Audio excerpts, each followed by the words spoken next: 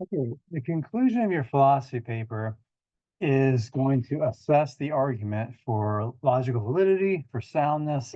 Yeah, that's how you're going to do it. And so it'll sound something like this. The argument in this passage is logically valid. It is an instance of modus ponens.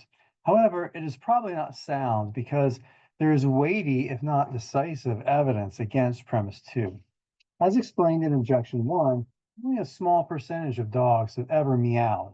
The fact that Fido meows makes it very unlikely that he is a dog. Okay, so here's some rules that I'm following and illustrating here.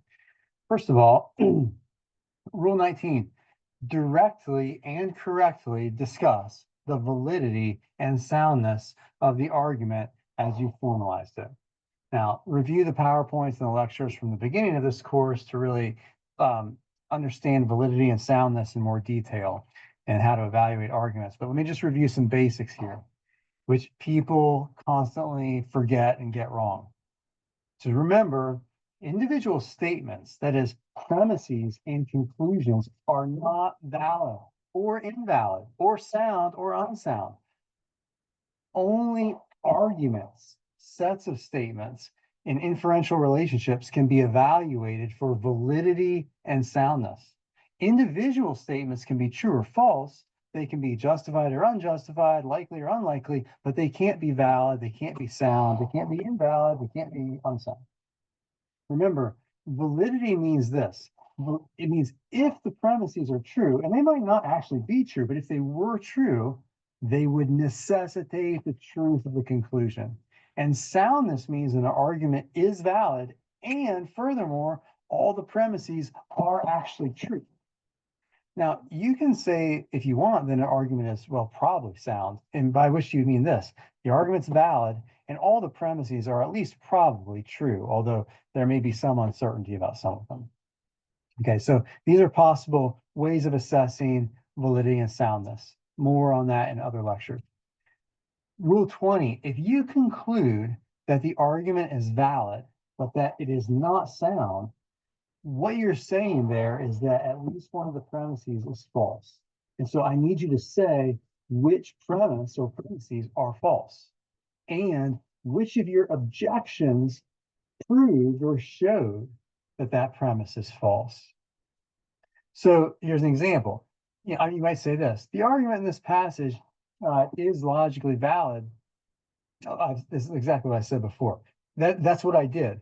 I said, look, it's valid, but it's not sound, probably not sound, because premise two is the problem. And I showed what the problem was in objection one. And let me just remind you briefly what that objection said. Okay, so you're just very briefly summarizing and reminding us of the points you already made in the objections and replies of your paper. You're showing us how you got there.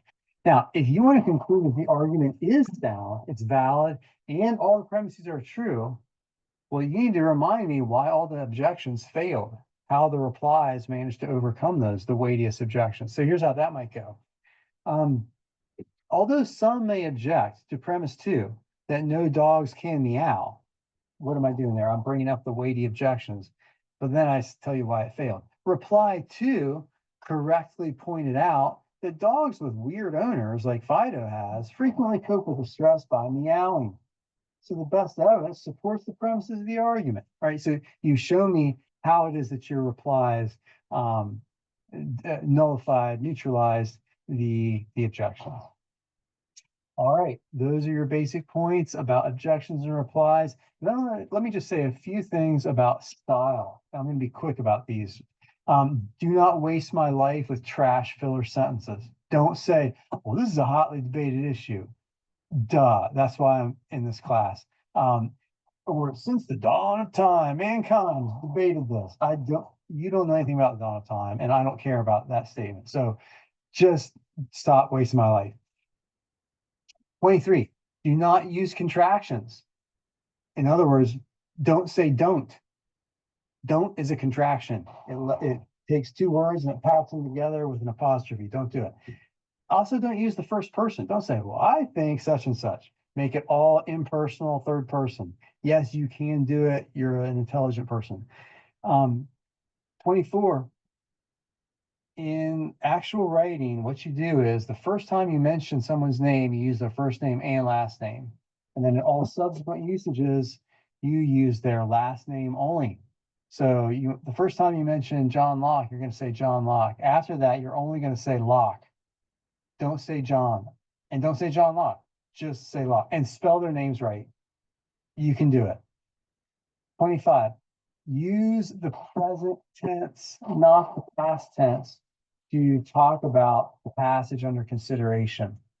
So if our author were Primoratz and we had a passage from Primoratz, you want to say, Primoratz says that an eye for an eye and a tooth for a tooth is a great rule.